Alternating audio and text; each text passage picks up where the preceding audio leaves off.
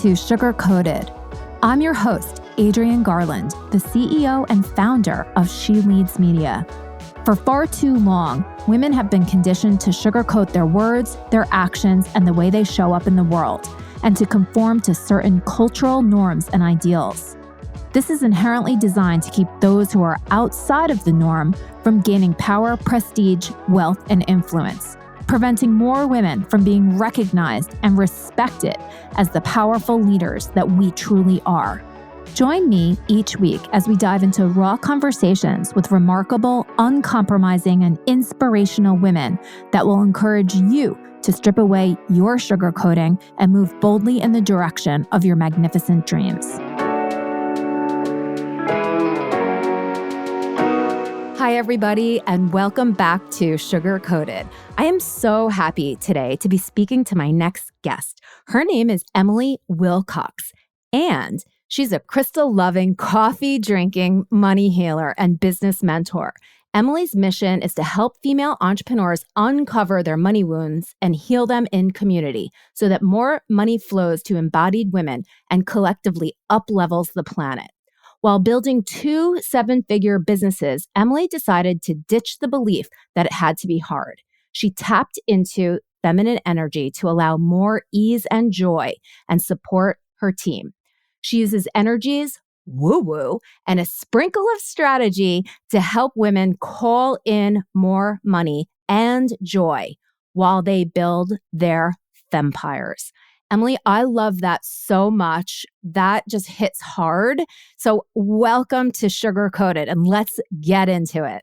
Yes, thank you so much for having me and for that kind introduction.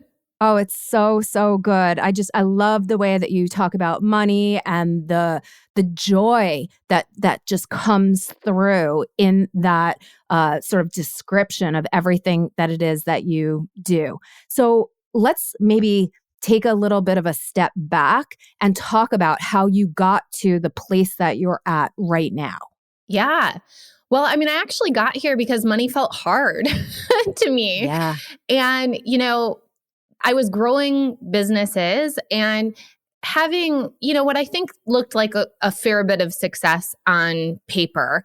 And yet I felt a lot of lack internally. I felt like I wasn't as far along as I should be for how old I was or how long I was in business. I felt like we should have more money in our bank accounts based on how much was coming into our business.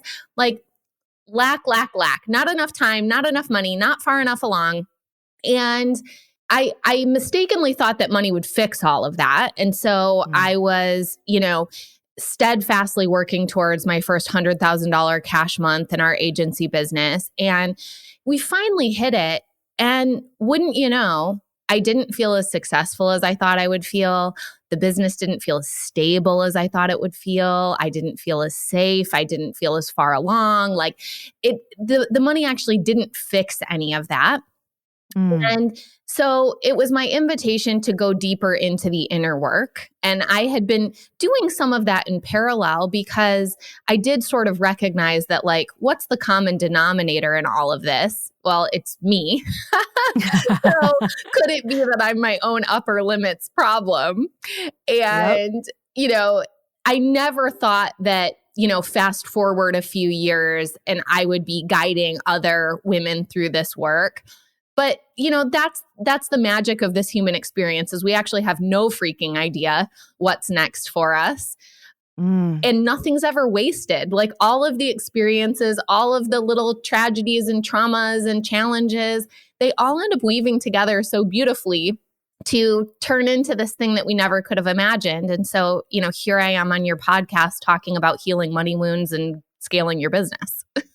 That's amazing. I want to just dive in like even deeper because when you talk about like, hey, here I am building these, 6, 7, multi-7-figure businesses, I think to myself immediately, that's success. We need to learn from her. She was able to do that. Not a lot of women get past that $1 million mark. Yeah. But what you said about, well, you did it, but it didn't have the impact on you that you thought it would have. How did you obviously went on a sort of a journey, a spiritual money journey maybe, but how did you sort of get past that? And do you still continue to operate these businesses? And how is that different? Like, how do you perceive it differently? What changed?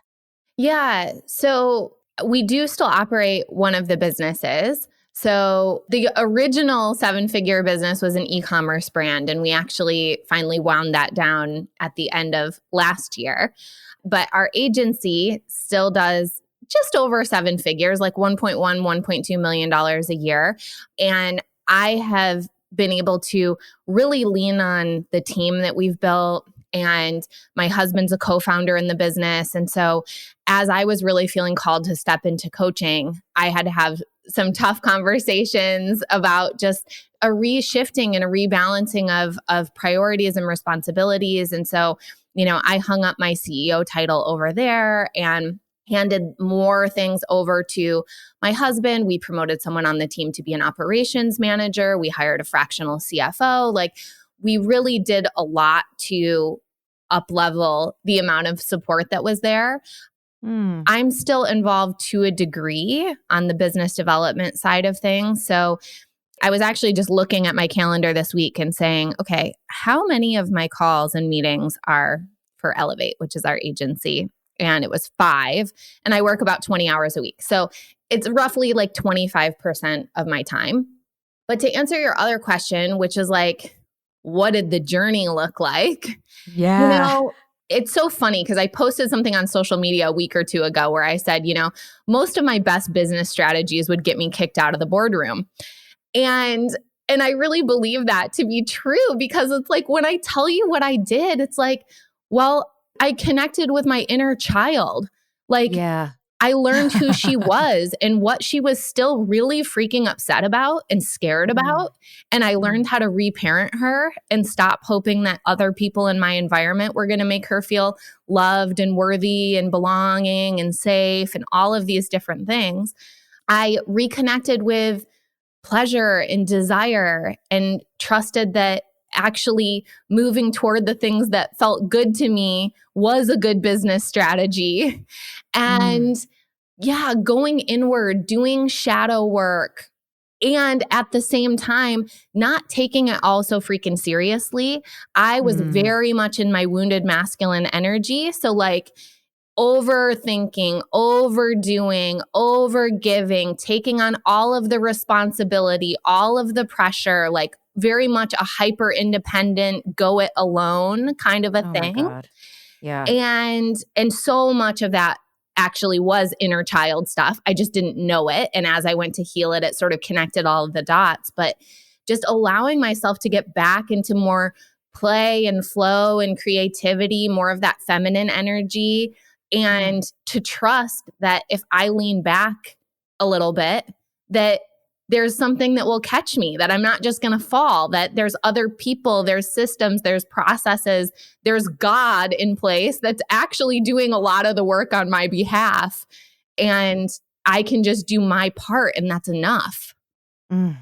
Gosh, Emily, like, oh man, you're speaking to me. I mean, and I think probably a lot of women that are listening to Sugar Coated can relate to that as well. That overdoing, like, I've got to do it all. And if I don't do it, it doesn't get done. And even if it does get done, it gets done in such a shitty way that I have to redo it. And it's like my responsibility. And, I can relate to that so hard, and I do think that when you show up into any situation and you're more grounded in who you are, you don't let the other people in the room influence you as much, and you can make better business decisions because they're not informed by emotions. Like, I love what you said about like not having other people be the ones that were going to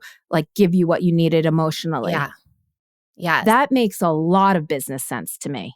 Yeah, absolutely. And, for my clients too, like I work with a lot of 6 and 7 figure women entrepreneurs, but I recently had a private client who is still in corporate America, but doing really well. And yet one of the biggest things that we uncovered is the reason she was having such a hard time with her boundaries and overworking and people pleasing is that she was looking for so much approval and belonging from her boss. And I was like, what does this remind you of? Yeah. She's like, it reminds me of my mom. She's like, I did everything for my mom. I was just trying so hard to like be everything to her.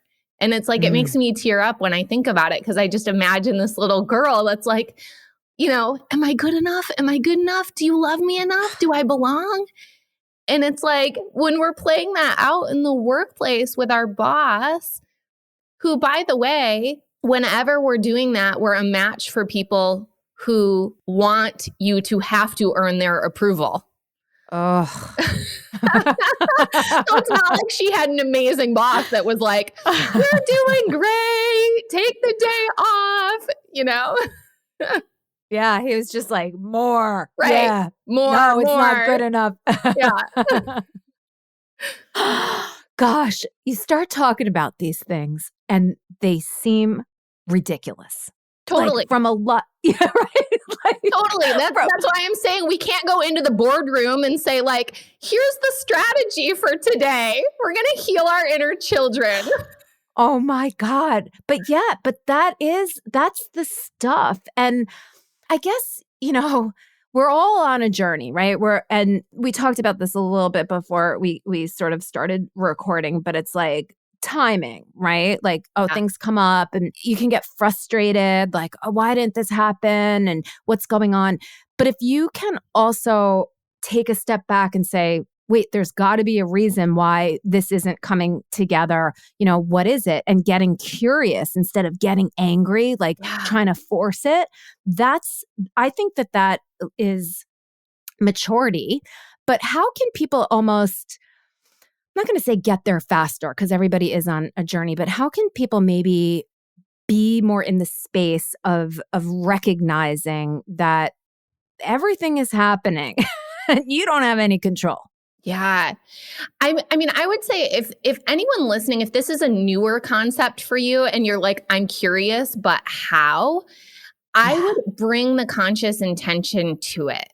So like play a little game, and I use the word God, and I know that can be so triggering because like I used to be triggered. It took me a long time to coming back around to that. So also it's fine to say universe or higher self or source. But wouldn't it be fun to say, okay, for the next 3 days, every day when I wake up, I'm going to say, universe, show me how good it gets. Surprise and delight me. And I'm going to look for all of the ways that you are lining things up in my favor. Now, when we say that, it does something in our brain, which is it activates our reticular activating system, which is the filter in our brain. And the reticular activating system decides what information actually gets to come in and is relevant, and what are the things that we tune out. And so by saying, I am going to look for the ways that you're lining things up in my favor, you will naturally start to notice over those next few days the things that feel like a detour. You're going to be like, hang on a second. I asked universe to surprise and delight me. I wonder what's going to come of this. And just in that playful curiosity, you will experience so much magic that I suspect it will be the way that you want to start living moving forward. I love that. I think that can be the takeaway action from this episode. Let's, wake up, or even if we forget when we wake up at some point in the day, it's sort of like, show me how great everything can be. Yeah. I love that. And it's that same exact phenomenon with the buying of the car. You want a blue one because you don't see any blue cars. And then all of a sudden you see every single blue car. It's what your mind filters. And I love this reticular activating system. Yes. That is, what I love about that is it sort of takes some of the things that we're talking about that might feel nebulous, the universe, the source, and it it grounds it in biology, right? Like Yes, this is how your brain works. This is humanity, people. absolutely. I love this. This is so good. Oh my goodness. So does this concept apply as well in business? For sure. And I'm teaching a program right now that I teach once a year called Fempire. And a lot of what we do in the Fempire process is look at a rebalancing of our masculine feminine energy. And the thing is, what we're often taught in business feels very masculine energy. And if you've never heard these terms before, it's so annoying that they're gendered because it makes us feel like it has to do with our biology or our gender assignment, and it does not. We both have masculine, feminine energy, but we're taught very masculine things. It's very lean forward. It's the thinking, it's the doing, it's the strategizing, it's the setting smart goals and taking action toward them. And all of that can be great. However, what's missing and doesn't get talked about as much is the feminine, where it's like the receiving of the incredible idea and the inspiration, the intuitive hit, just feeling connected and co-creating. But when we look at any great business, it always started with that. It's like Steve Jobs wasn't just like at a whiteboard, like brainstorming ideas and then ranking them and then being like, well, this one's ranked number 1 and it's got more pros than cons. So let me set some smart goals to bring this thing to life. It's like it started with the feminine inspiration, the creativity, the intuitive feeling, and then inspired action, the masculine, naturally flows from that. When you get a great idea, nobody wants to just sit on that. You naturally want to spring into action. Yeah. Right. But if you are in action all the time, that is where burnout comes from. And I think society puts so much emphasis and they give the gold star to the person or the business that is accomplishing, making these goals, earning more money, all of that kind of stuff. And that's great, right? Like we need that in order for a business to continue to grow.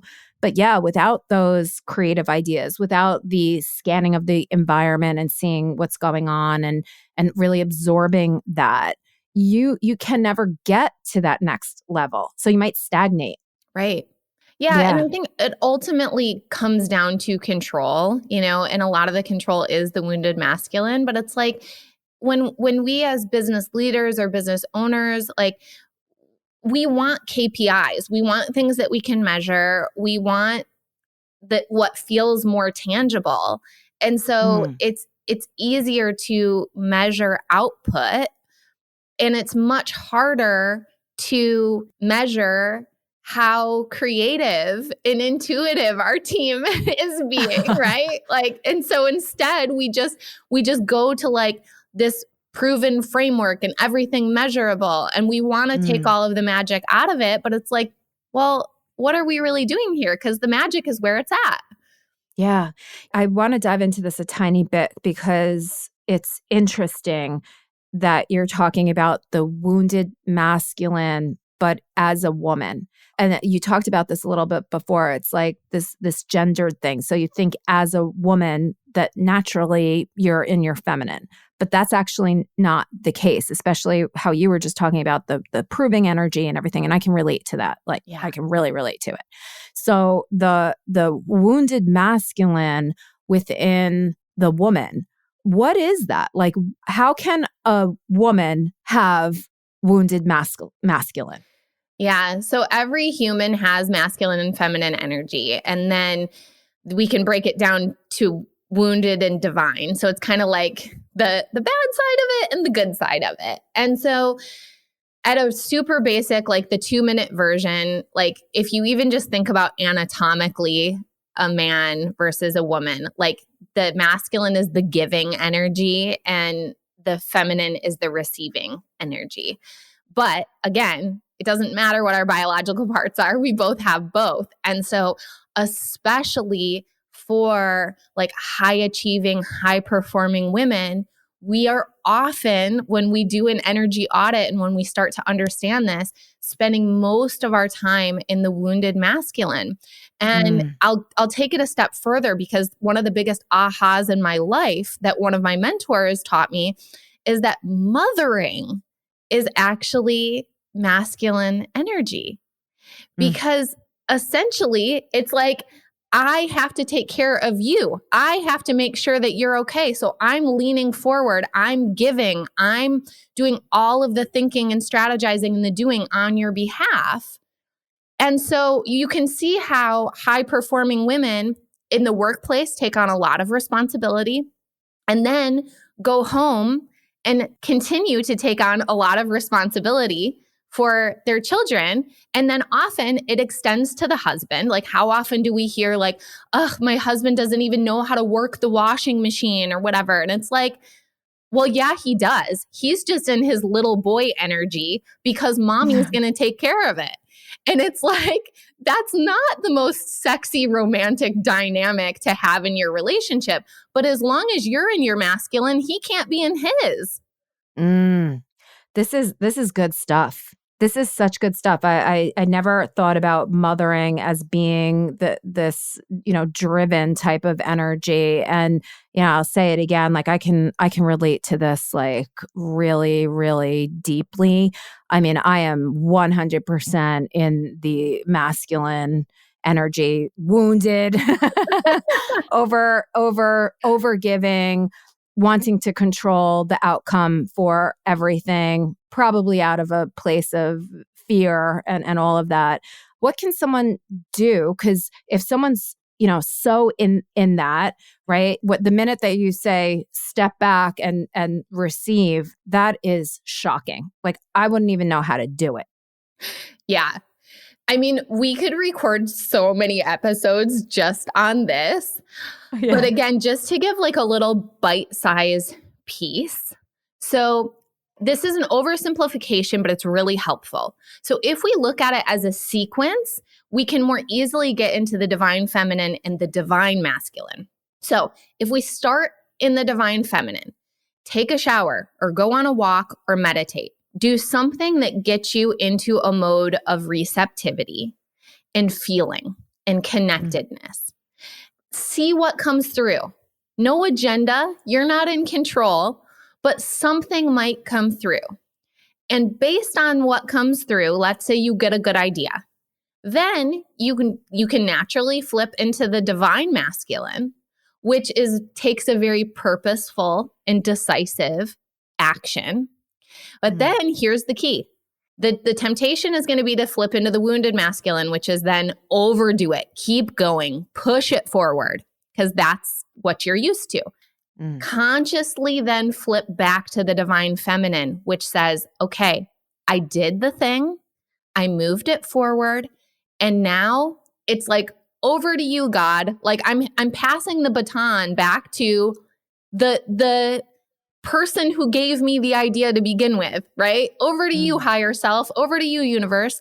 And then I surrender and I trust and I relax and I'm in a receptive mode to either reap the reward from that or to get a feeling on what gets to happen next. So it's a little sequence. It's a dance. Okay. This is why we're talking today. It's so funny what you just said too about take a shower, go for a walk.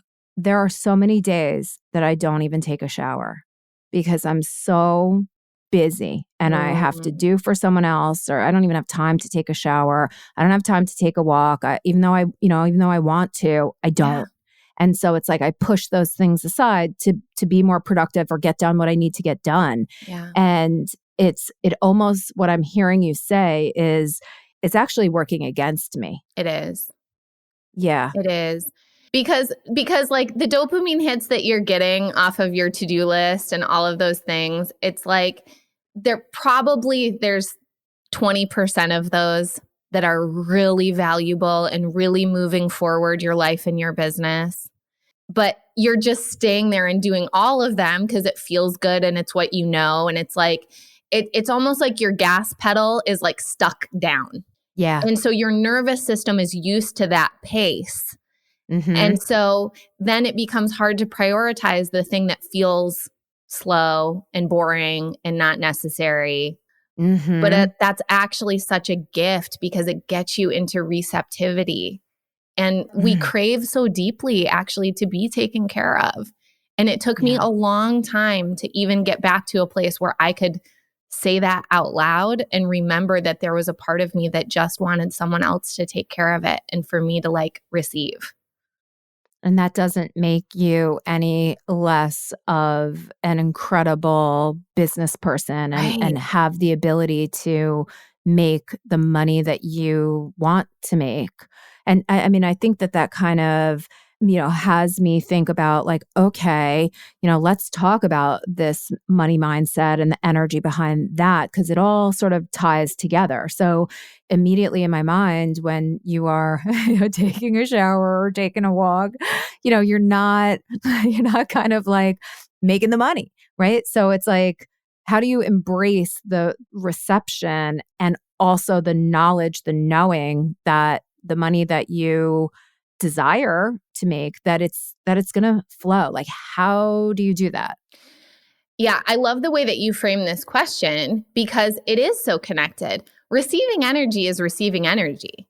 And so often clients will come to me and it's like, I want more money. And it's like, okay, and like how do you handle receiving a compliment? What do you do when someone offers to help you? Are you like an excellent receiver? No. Or do you try to like take the very bare minimum, or better yet, find a way that you can help them instead of receiving the help that they're offering you?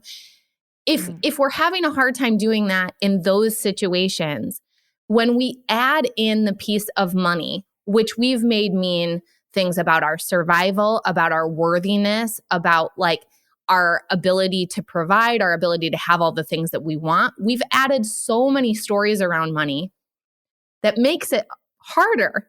So it's like, well, practice being in the receiving energy first in Right. other areas because it's all the same. At an Yeah. energetic level, it is all the same. But often what I see when we're stuck in the wounded masculine is we've got lots of money floating around us. Like Mhm. there's so many people we know that are making lots of money. There's lots of deals happening around us. There's lots that's like so close to landing. And of course, some money is flowing in. But it's like energetically, we're keeping a lot of it at an arm's distance because we're in give mode. We're in give, go, and do mode. And if we can't get into the receptive mode, then money is like, okay, well, I'll just hang out in your orbit. Somewhere else. Yeah. Yeah. And that, right. This is so impactful to me too, because even just the simple words of like make money or Yeah. receive money, Yes. right there, right? It's like, how do I make money? How do I make money? But meanwhile, the question should probably be, how can I receive Yes. the money? Like, just change the question, right? Yeah. It actually makes sense to think about it in a different way. And like you're saying, just to reinforce what you're saying, if you're not in that receiving energy, how can you possibly receive money? Right. Especially when you're kind of telling the universe, I don't need you because I'm a driver. Like, I'm going to get it done with Right. you or without you.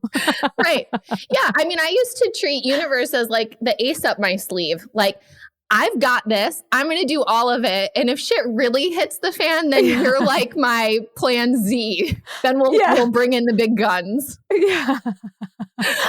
Oh my goodness. Oh my goodness. I actually just thought about something else too, being in the energy of receiving things too. I think it's funny that the feminine energy is about receiving, and yet society teaches us some of these things like, oh, no, I got it at the thrift shop, or, oh, I haven't washed my hair in 3 days. Like, we can't ever accept the compliment, even though that is the feminine energy. Totally.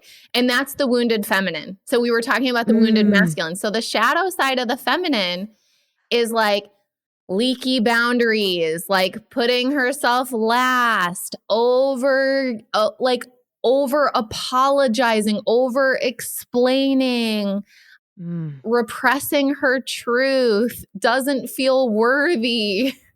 Gosh. And how do we move out of that? Is that just still more like, so it's almost like there's, two sides of the scales. Like that is treat yourself well, be in the receiving, like just kind of embrace that, say thank you and mean it. I mean, I know when I get a compliment, it makes me feel good and I appreciate that the other person has given me the compliment. I have learned to say thank you.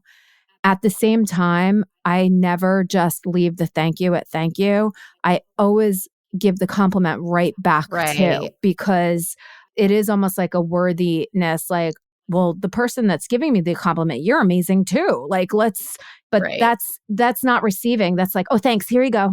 Right. Yeah. It's like hot potato. Like I feel comfortable receiving for like 1 second and then got to bounce it back. Got to go back to my giving.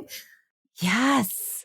I just did that. I literally just did that. I was like, thank you so much, but let's talk about you. Yeah. Yeah. Wow. So it's like, it's fine tuning. There's so many little tweaks. And the beautiful thing about this work, because it's so connected, is every area of life gets to be better. I mean, even like our sex lives, like we as women are not taught to receive very well. Like no. I grew up reading teen magazine and it was like basically 100 pages of like how to get a boyfriend and make him happy and like you. Yeah. Yeah. Right. How to get, right? It was never like sit back and get him like and let then make them sure come he's pleased and he's satisfied and he's happy. Oh my gosh. Yeah.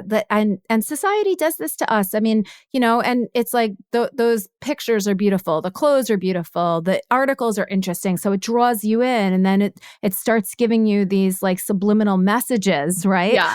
I used to look when I was younger, I used to look in the magazines for subliminal messages. I always thought that there was something that the artist put in the picture. I was always so intrigued by this idea of like they're putting something in there.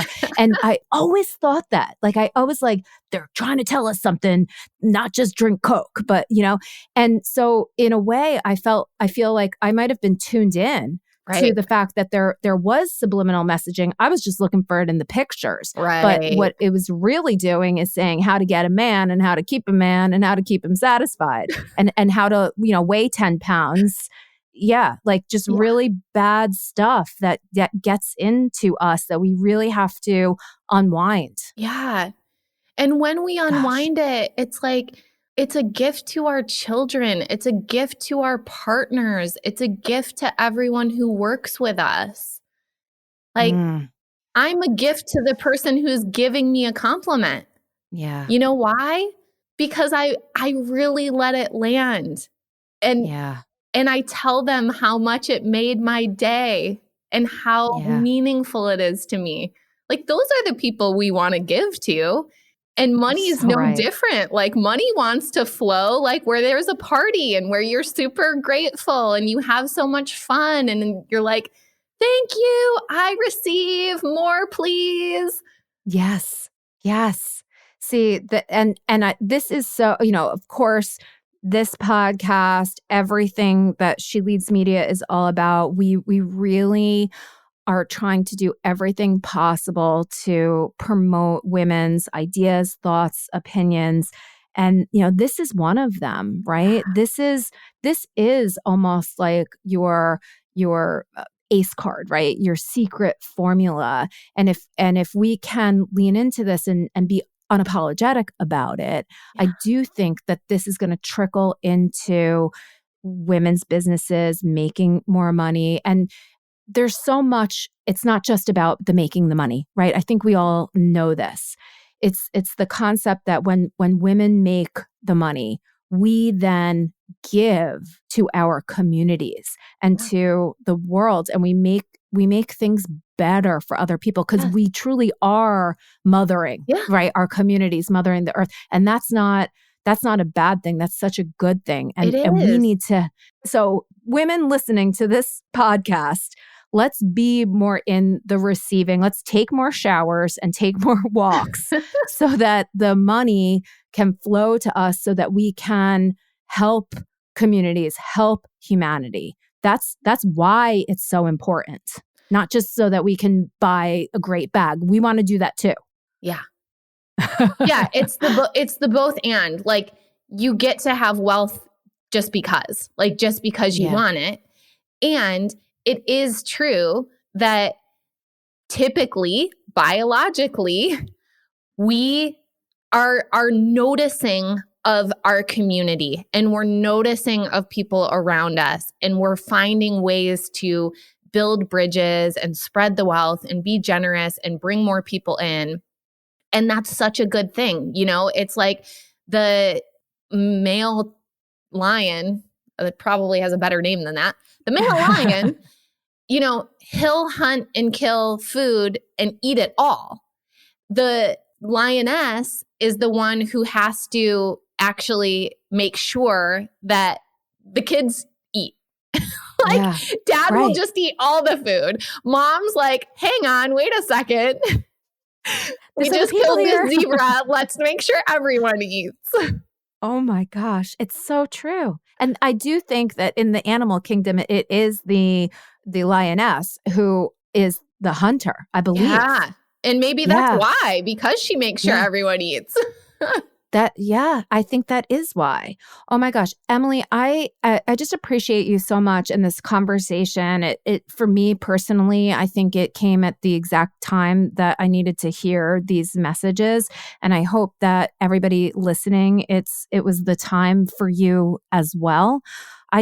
I'm blown away by your insights and how you are marrying together more spirituality and humanity with business, and that you are so incredibly generous and successful at the same time. So I just thank you so much for being a guest on Sugar Coated, and I would love to have you back. Oh, I am receiving that so deeply. Thank you, thank you, thank you. These are my absolute favorite conversations to have. Like, the time flew by, and I feel like we could go so much deeper on so many different topics. So I would absolutely love to come back.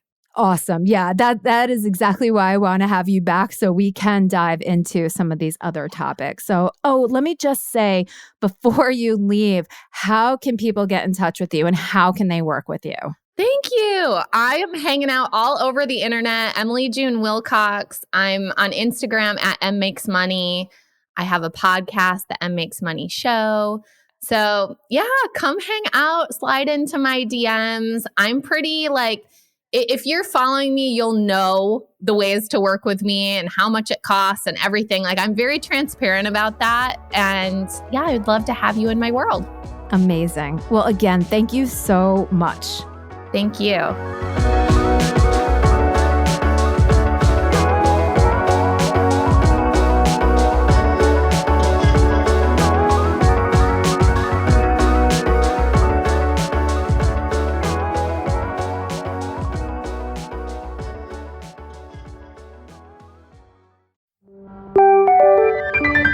This is the She Leads Podcast Network.